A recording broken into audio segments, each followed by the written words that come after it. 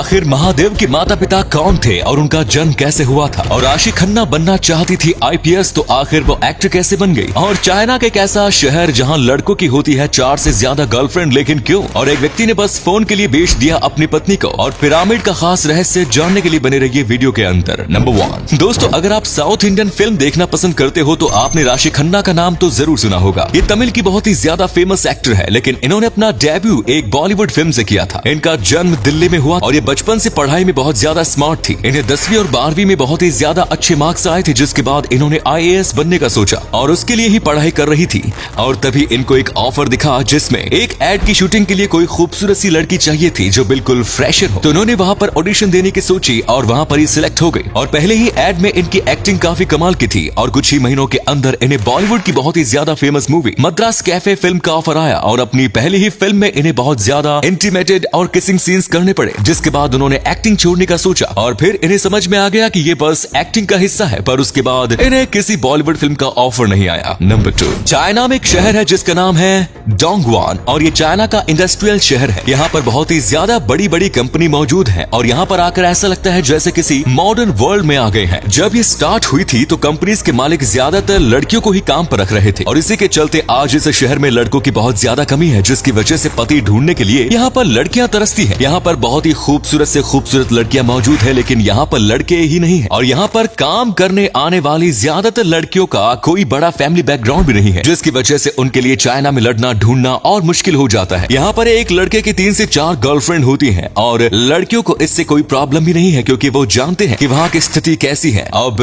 यहाँ पर अगर किसी लड़के की एक गर्लफ्रेंड होती है तो उसका मजाक बनाया जाता है। आप सोच सकते हो यहाँ पर कितने लड़कों की शॉर्टेज है। नंबर 3, देवों के देव महादेव यानी शिव का आखिर जन्म कैसे हुआ था और आखिर इनके माता पिता कौन है, एक ऐसा सवाल है जो कि सदियों से लोग जानना चाहते हैं। कहा जाता है कि महादेव स्वयं जन्मे थे, यानी कि खुद के ही तप से जन्मे थे। कहानी कुछ इस तरीके से आती है कि विष्णु देव के पेट में एक कमल उगा था और उस कमल से ब्रह्मा का जन्म हुआ था और उसके बाद ब्रह्मा ने एक पुत्र की मांग की थी। तब उनकी गोद में एक रोता हुआ पुत्र आ गया जिसका नाम आगे जाकर रुद्र रखा गया, यानी कि शिव। लेकिन जब बात आती है कि आखिर शिव के पिता ब्रह्मा है और ब्रह्मा के पिता विष्णु, तो आखिर विष्णु के पिता कौन हुए? और जब बाकी देवों ने शिव जी से यही सवाल किया तब उन्होंने कहा था कि विष्णु और ब्रह्मा दोनों मेरे पुत्र हैं। दरअसल ब्रह्मा को यह वरदान था कि वो शिव के पिता बनेंगे, लेकिन सृष्टि की रचना और सृष्टि का विनाश शिव ही करेंगे। ये जन्म और मृत्यु दोनों के परे है। नंबर 4, इजिप्ट के पिरामिड अपने अंदर कई राज छिपा कर बैठे हैं और इन राज तक कोई पहुंच ना जाए, इसीलिए कई पिरामिड के अंदर भूल भुलैया बनाई जाती है। इजिप्ट में एक पिरामिड के नीचे भूल भुलैया होने का दावा किया जाता था जिसे लोस्ट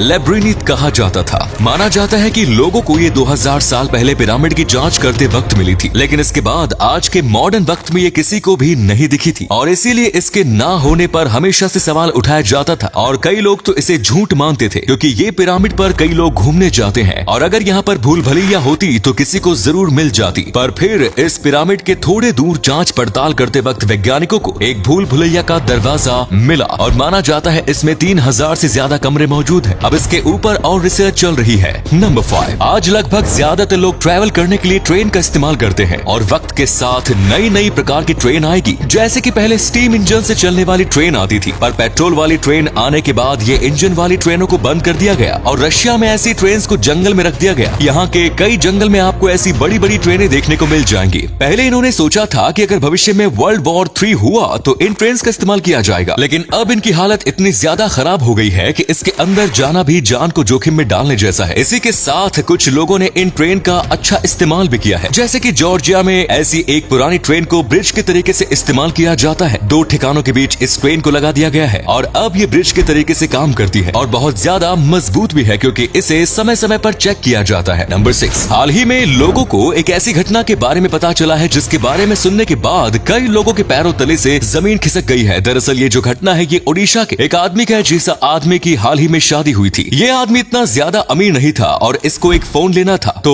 वो फोन लेने के लिए इसने अपनी पत्नी को राजस्थान के एक आदमी को बेच दिया। जी हाँ, आपको यकीन नहीं हो रहा होगा लेकिन ये बिल्कुल सच है। 1 महीने पहले जिस औरत से इसने शादी की थी उसी को इसने बस एक चिंदी से फोन के लिए बेच दिया। जब ये घटना परिवार वालों को पता चली तो उन्होंने सीधा पुलिस कंप्लेंट किया और अब इसके बारे में आगे कार्यवाही चल रही है कि क्या सच में बस एक फोन लेने के लिए कोई अपनी पत्नी को बेच सकता है। और अगले फैक्ट पर जाने से पहले फोटो को ध्यान से देखिए और बताइए कि किसका फोटो दिखाई दे रहा है। इससे पता लगेगा आपका दिमाग और आंखें कितनी तेज हैं। मिलते हैं आपको 5 सेकंड्स। नंबर 7, आपने सीमेंट से बनी रोड तो कई बार देखी होगी, लेकिन रशिया में एक ऐसी सड़क है जो कि हड्डियों से बनी हुई है। जी हाँ, आपने बिल्कुल सही सुना। दरअसल ये कोई खास तरीके की सड़क नहीं है या फिर इसे जानबूझकर ऐसा नहीं बनाया गया है, बल्कि इसे तो एकदम नॉर्मल सड़क की तरह बनाया जा रहा था। और इसे बनाने के लिए रशिया के लोगों का इस्तेमाल किया जा रहा था, जो तभी गुलाम थे और तभी रशिया किसी और देश के कब्जे में था, और तभी इनके ऊपर इतना ज्यादा अत्याचार किया जाता था कि उन्हें दिन रात रोड बनाने के लिए ही लगाया जाता था। ना ही ढंग का खाना दिया जाता था, ना ही पानी, जिसकी वजह से कई लोग रोड बनाते बनाते ही मर जाते थे। और इसी वजह से आज भी इस रोड में लोगों की हड्डियां दिखती हैं, क्योंकि किसी में भी इनकी डेड बॉडी को यहाँ से हिलाने का दम नहीं था। नंबर 8, इंसानियत आज भी इस दुनिया में जिंदा है। इसका सबूत हमें इस फैक्ट से मिलता है। दरअसल एक छोटा सा परिवार मैच देखने आया हुआ था, लेकिन मैच देखकर जब वापस जा रहे थे तो उसमें उनका एक्सीडेंट हो गया और इसमें बाप बेटे की मौत हो गई। बस माँ की जिंदगी ही बची। उसका पति और बेटा दोनों ही एक दिन में चले गए। इसके बारे में जब न्यूज में सबको पता चला तो अगला जो वो टीम का मैच था, उस मैच में इस औरत को बुलाया गया था खास इनविटेशन देकर। और जब ये वहाँ पर गई तो उसने देखा कि उस टीम के और स्टाफ के सारे लोगों ने उसके बेटे और उसके पति के फोटो वाला कपड़ा पहना हुआ था, और वो वहाँ पर कुछ देर साइलेंस में खड़े रहे। ये देखने के बाद उस औरत की आंखों से आंसू निकल आए और वो वहीं पर फूट फूट कर रोने लगी।